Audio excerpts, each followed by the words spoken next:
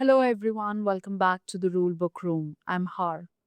Imagine this: a husband walks into court and casually says, "Oh, by the way, I divorced my wife years ago."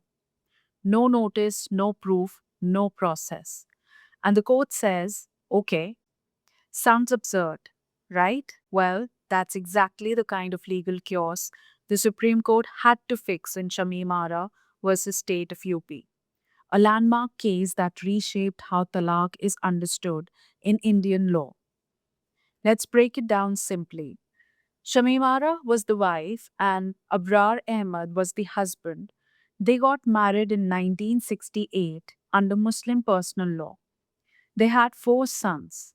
Things went downhill in 1979 when Shamimara filed a petition under Section 125 CRPC claiming desertion, cruelty, and no financial support. Now, here's where it gets messy. The husband in 1990 suddenly claims, "I divorced her back in 1987.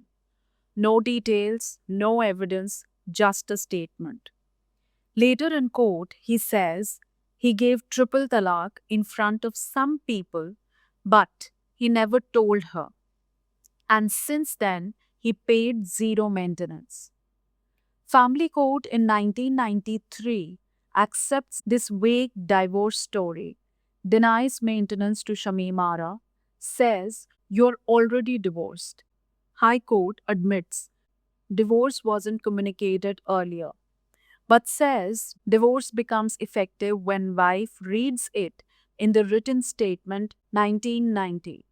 Yes, seriously, reading a court pleading is equal to divorce. The Supreme Court framed the core issue. Can a Muslim husband's claim of divorce in a written statement be treated as a valid talaq? Or, more broadly, what makes a talaq legally valid in India? Section 125 CRPC is a secular remedy. It protects wives, including divorced women, in certain conditions from destitution. Muslim Women Protection of Rights on Divorce Act 1986, husband tried to use this statute as a shield to avoid maintenance.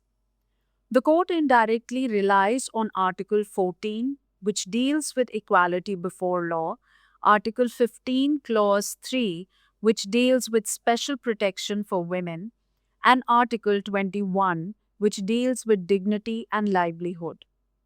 The court also draws from directive principles, particularly Article 38 and Article 39, which deals with social justice, protection from economic abandonment. The Supreme Court basically said this is not how divorce works, not legally, not morally, not even in Islam. The court emphasized talaq is equal to formal pronouncement, not a hidden act, not a secret, not a later claim in court. A mere statement in pleadings is not equal to valid divorce. If husband claims I divorced her earlier, then he must prove when, how, in whose presence. In this case, there was no evidence, there was no witnesses, there was no consistency. So the plea fails.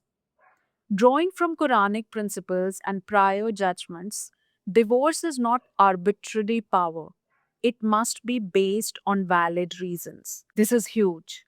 The court adopts the correct Islamic position. Before talaq, attempt should be made for reconciliation through arbitrators from both families. Only if that fails that the divorce can see the light of the day. In this case, there was no reconciliation attempt, there was no procedure followed. The court strongly criticized earlier views that Muslim men have unrestricted power to divorce anytime.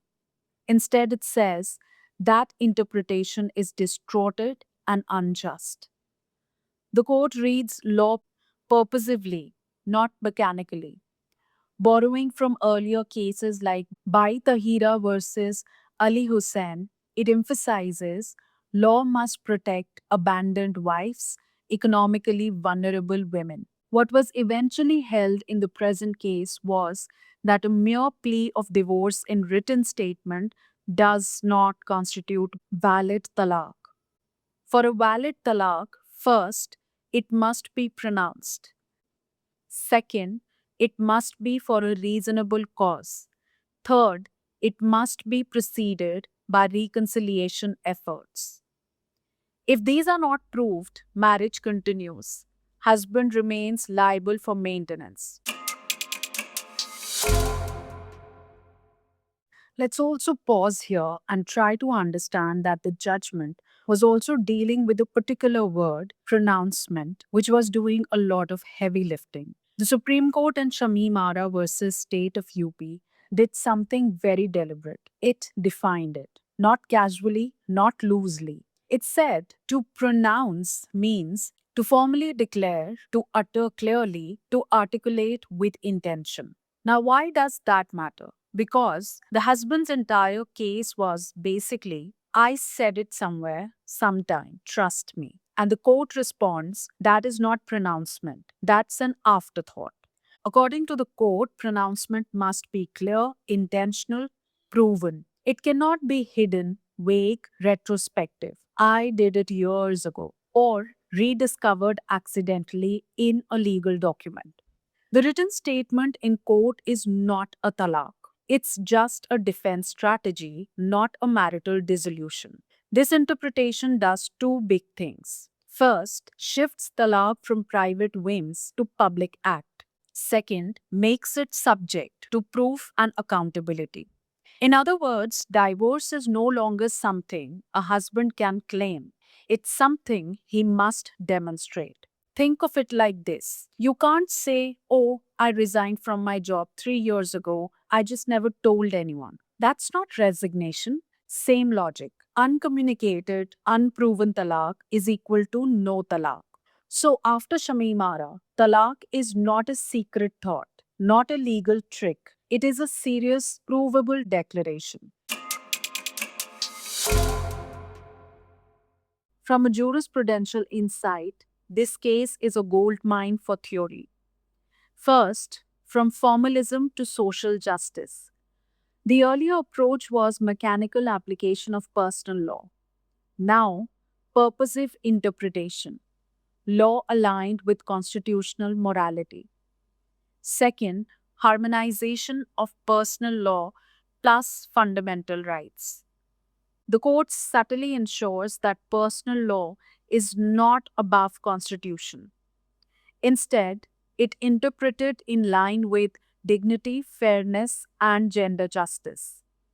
Third, correcting colonial distortions. The court notes earlier courts misunderstood Islamic law, gave men excessively unilateral power. This judgment restores authentic Quranic principles.